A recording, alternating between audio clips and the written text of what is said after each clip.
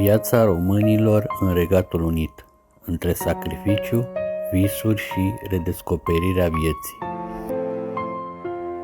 Sunt peste 1 milion de români în Regatul Unit, fiecare cu o poveste, fiecare cu un dor, fiecare cu un vis de mai bine.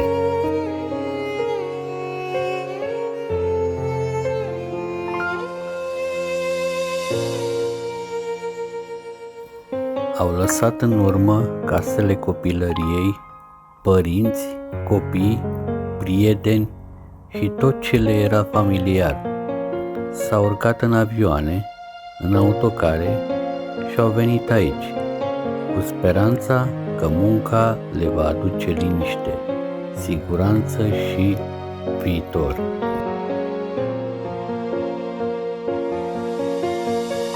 Dar viața în străinătate nu e deloc ușoară. Mulți români intră direct în ritmul dur al muncii. Ore lungi, joburi grele, zile care trec fără să lase loc de respiro. În construcții, în curățenie, în restaurante, în spitale, în depozite sau la ferme. Timpul liber e rar, oboseala e multă, iar singurătatea deseori prezentă. Tot mai mulți ajung să trăiască doar între muncă și casă. Nu călătoresc, nu ies, nu se bucură.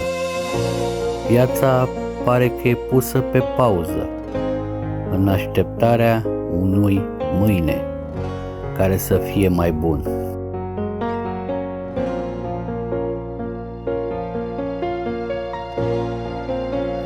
Dar ce uităm este că viața nu așteaptă.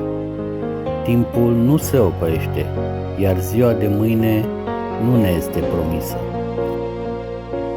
Și mai e ceva, poate chiar mai trist. Este vorba de noi, noi între noi. Românul de lângă român, de multe ori se ferește. Când auzim limba română pe stradă, în loc să ne bucurăm, ne îndepărtăm. Oare de ce? De ce ne e rușine unii de alții? De ce nu suntem mai uniți, mai prietenoși, mai solidari?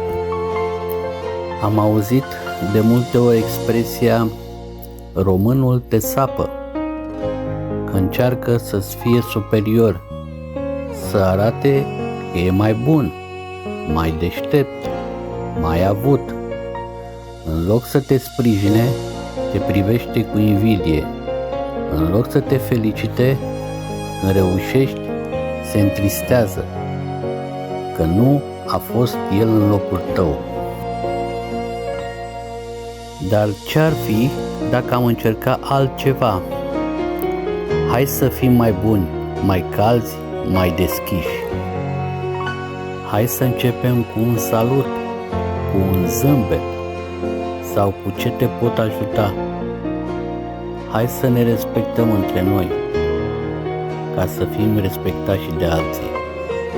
Hai să nu mai privim cu ochii răi reușita altuia, ci să o vedem ca pe o inspirație. Dacă noi nu suntem aproape unii de alții, atunci cine? Românul, oriunde ar fi, nu ar trebui să fie singur, dar ca să nu fie singur, trebuie mai întâi să fie deschis, să ofere omenie ca să primească omenie. Și mai presus de toate, nu uita, viața nu este doar despre muncă și bani. Viața este despre a simți, a iubi, a trăi, a fi om. Acest mini-documentar a fost realizat de Bogdan Travel.